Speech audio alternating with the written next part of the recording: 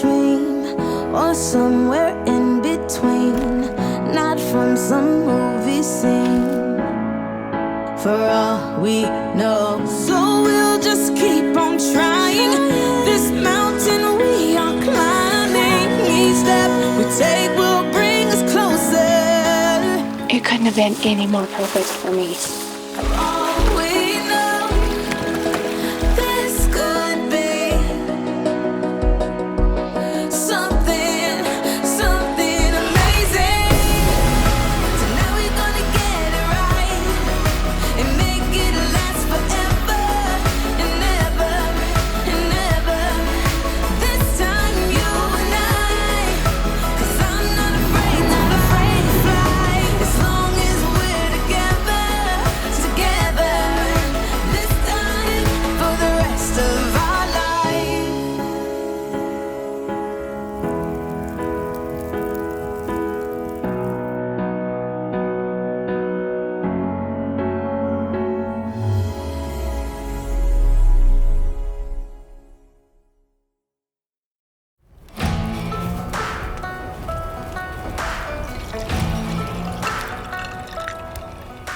Whiskey, it's an interesting topic. Growing up in my family, a hunting family, an outdoor family, spending a lot of time around a campfire. And some of the most vivid memories that I still have today as a kid has been around campfires. I still remember some of the conversations and the times that we had during those moments in my life. And whiskey, although it wasn't a big part of my life at the time, it was what our family would partake in, and it was, I guess, a family tradition. Over the course of our careers, when we were trying to figure out how to take care of our landowners and our business partners, whiskey was one of those gifts that we could give to somebody that was accepted by all. Here at Beyond the Hunt, it was really important for me as we look at brand extensions and how we're going to create a lifestyle. Whiskey was something that was, again, part of my life growing up, and so this was a perfect opportunity to bring Beyond the Hunt whiskey to the forefront.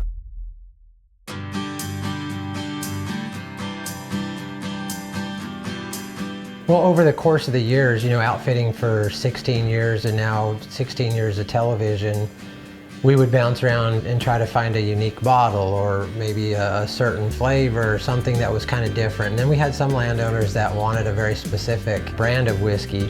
I bought a bottle of Pine Bluffs Distilling. They're out of Pine Bluffs, Wyoming, as I was running down the road, literally to go to one of my landowners to give to him and thank him for the last season's opportunities, have a little small talk. I shot a little message out on social media about taking care of our landowners, and Chad, the founder of Pine Bluffs Distilling, shot a note back, and we had a little small talk via social media, but that's really where this whole thing started. Chad and I had a great conversation. We talked about doing a tasting, doing a barrel pick specific to what I was looking for. And I was really looking forward to getting with Chad and sitting down, going through his process and understanding it and picking a whiskey that I was hopefully going to fall in love with.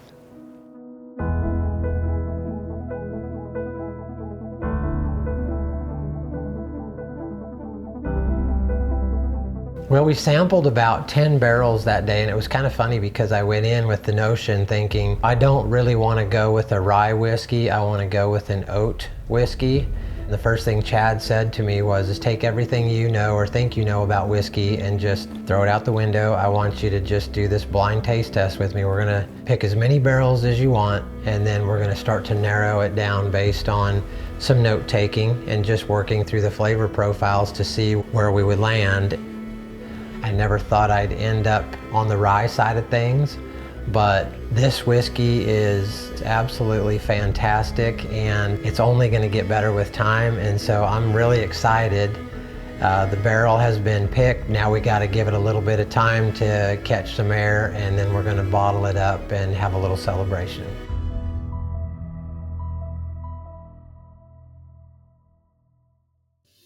I never thought that I would be sitting here today talking about our own branded whiskey, but it's really cool how when you look at this full circle moment, the campfire was such a big part of my life growing up and the storytelling. It was only fitting that when I had the opportunity to design my own custom label, It was going to be focused around the campfire. And so then I started to think about the other things that were important in my life, and that's really kind of where this design started. The concept was this campfire out front, wall tent in the back with an old mule deer skull. As you look at the bottle, you see the campfire up front and you see through the whiskey, and in the background is my wall tent. I wanted people to feel like this is camp, right? This is the campfire, this is my wall tent, and the message now is from our camp to yours.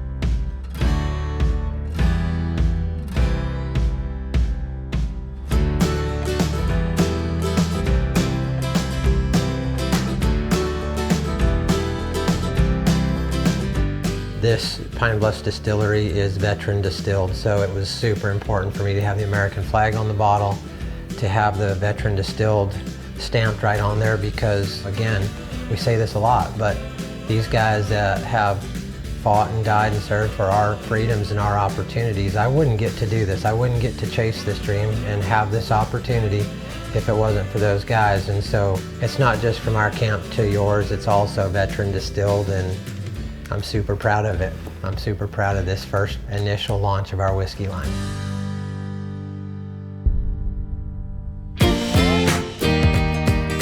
Well, it is finally launch day for our new line, the single barrel, uncut straight rye whiskey from Pine Bluffs Distilling. We're all gathering today to release our first barrel. The response has been overwhelming for us, and it's super exciting, and it's just really humbling to see the turnout and all these people that have come to support something that we've chosen to do. It certainly doesn't go unnoticed for us. It's one of those things where we putting our heart and soul into it, and to see it being well received is again humbling, and we're just really excited to see where we can take it here in the future.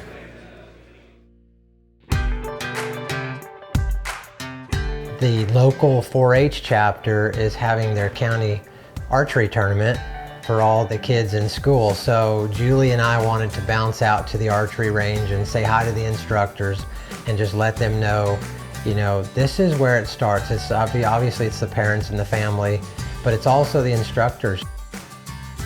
They are mentors and role models in this sport that we love, and to be in a position to have the opportunity to influence this younger generation like this, whether they become hunters or whether it's just a therapy session and watching the arrow fly.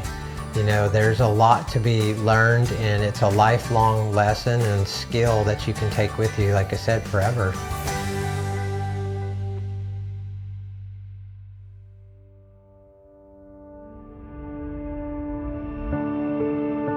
The 2022 spring turkey season for us has been extremely challenging with what Mother Nature's been throwing at us.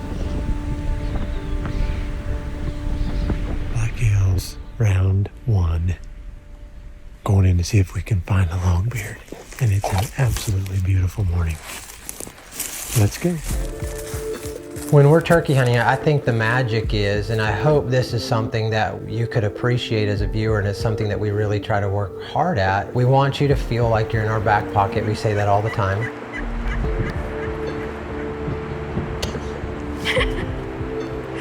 I think they're in Montana. I think I'm the only one who heard you.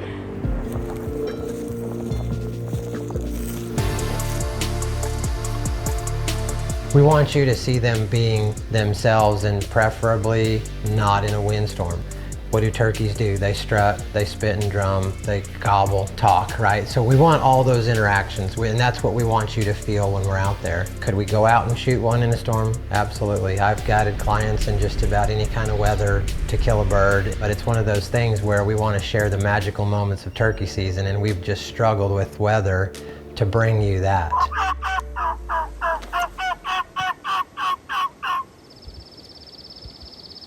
Did you hear that? I did too. What was it? Silence.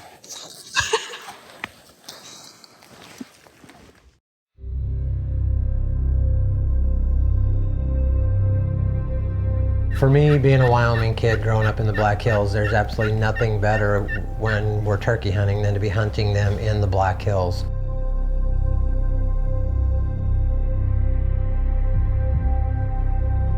Merriam's birds, they're not mountain birds per se, but they're also just not right down on the river bottoms. It's a fun place to hunt. You got rolling hills, pine covered, can get into some real thick stuff, rough country. You can also get into them in some of the farm ground, I will say, or ranch ground that rolls out of the hills. It's just a fun place to hunt them. Lots of runoff, springs and creeks and water. I mean, it's, you know, it's springtime. The hills are coming alive, and it's just one of my favorite places to hunt turkeys.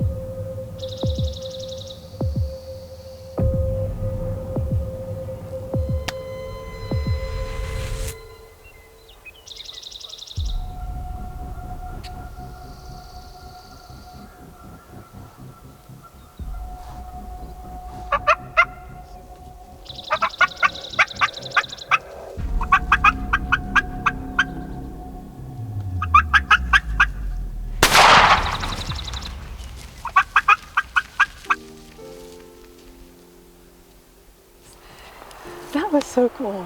That was a good morning. That was fun. That was awesome. And I have to say, so this is the Maiden voyage. of the Browning Sweet 16.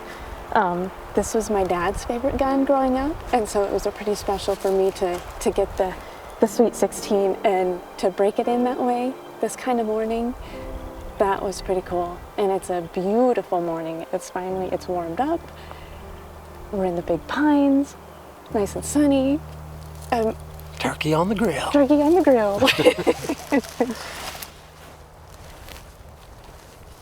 Oh, I see banded feathers.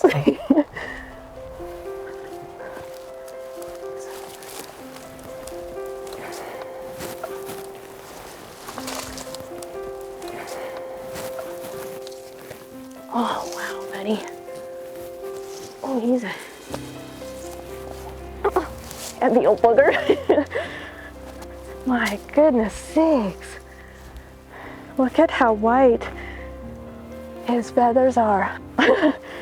He is beautiful. Oh my gosh, and that's so cool because I told Rick when we were getting ready to come up here, I said, I really, really want to shoot a pretty white Merriam's, and man, he is just gorgeous. Right? Good job to both of us. That was fun, fun, fun.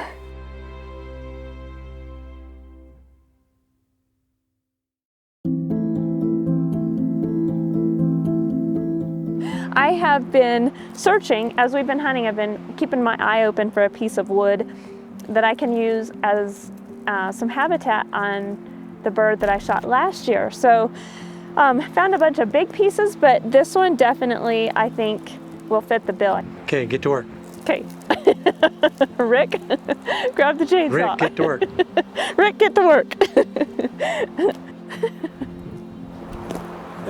You think that's funny? What's funny is if you were trying to do it with a regular saw. Hey, it might take me a while, but I'd get it.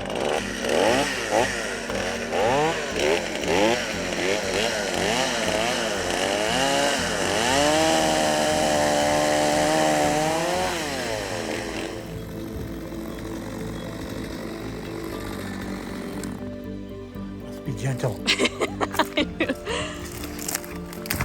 Look at that. Ready? This is hard, old, aged wood, dry as a bone. Oh my gosh, that's gonna look great. That's the one. We're gonna hightail it back home. We've got just a couple days left of the season in Nebraska. We're gonna jump into one of our favorite spots there and see if we can't get lucky on a last day bird.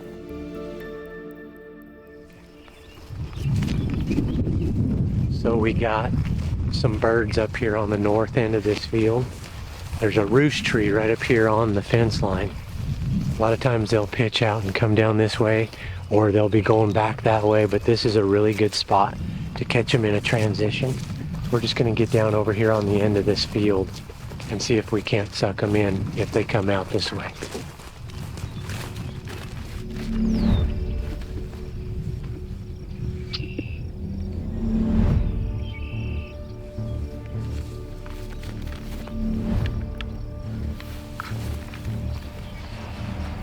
Still coming. I didn't really have a choice to get set up on the other side of the fence in the field just because the birds were already coming across and I knew they'd pick me off if I got set up. So I needed to set up tucked in off of the bank of the field. And unfortunately there's a barbed wire fence there, which always seems to be a nice deterrent for turkeys. But I'm set up close enough to the fence that if I can suck one in to the fence, I'd have a real good opportunity at a shot.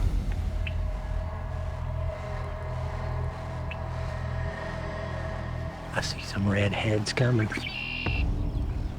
They're coming in, all of a sudden they get to a little point in the field over this little rise where now they can see the hen decoy and the tom that I've got. And as they get to within about 15 to 20 yards, at this point I can tell they're virtually all super jakes. And I'm about this close to let one of the super jakes have it.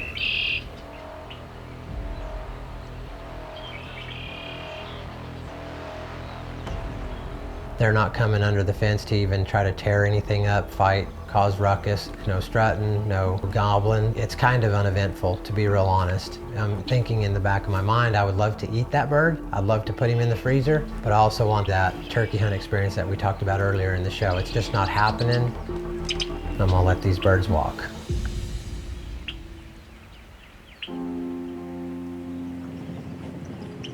Well, it's been one of those seasons for turkeys, and I've never shot a jake before, but I've never had a problem with shooting a jake.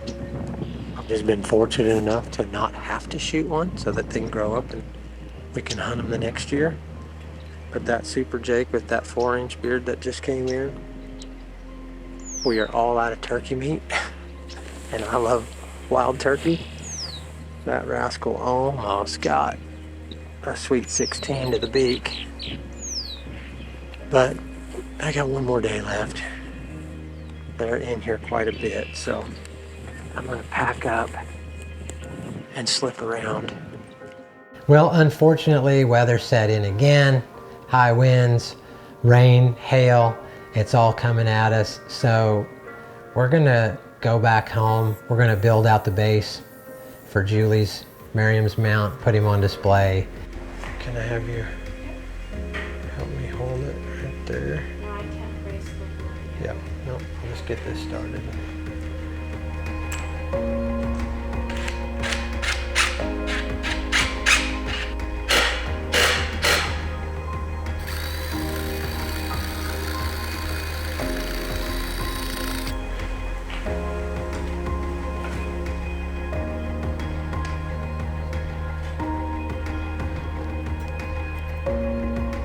Julie's bird from last year was a beautiful bird, lots of color to him. Not just the whites, but the rest of him. He's just an absolutely gorgeous bird. I can completely understand why she wants to life-size this bird. He's gorgeous.